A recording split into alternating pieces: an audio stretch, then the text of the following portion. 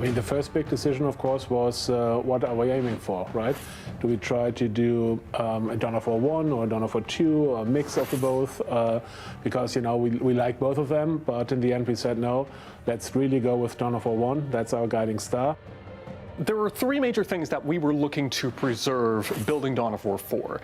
First off, we wanted to double down and push forward on sync kills. So not only just having synchronized animations between units killing each other, but also synchronized melee combat through our combat director system. We talked to a lot of people, you know, what do you remember from Dawn of War 1, or what, you know, made Dawn of War 1 for you?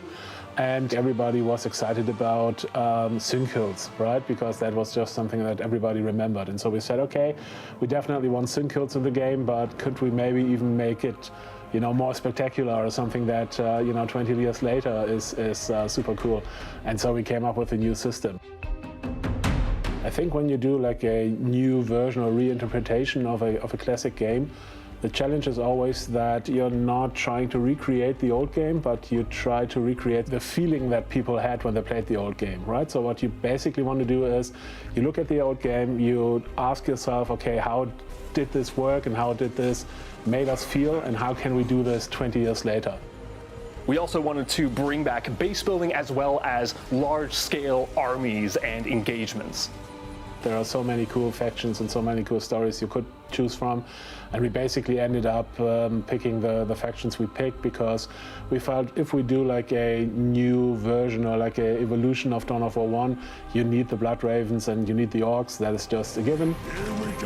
We worked closely together with Games Workshop to make sure that we got the feel and the look of all factions right.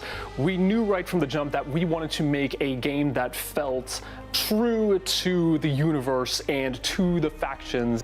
We thought about adding the Necrons because we felt that, you know, Necrons were kind of promised for Dawn of War 3 and never came.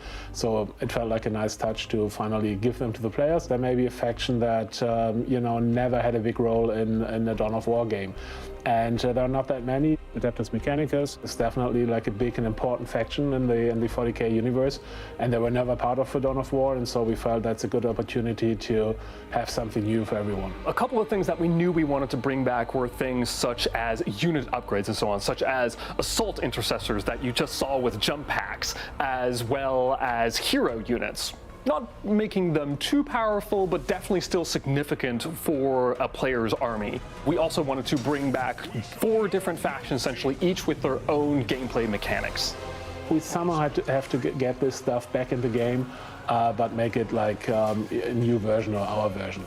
And then there might be some things, you know, that maybe are not IP conform anymore, or that feel, you know, out of place 20 years later. And those are the things we said, okay, let's not keep them, because it's more about, you know, having a great game today and not recreating a game that was great 20 years ago.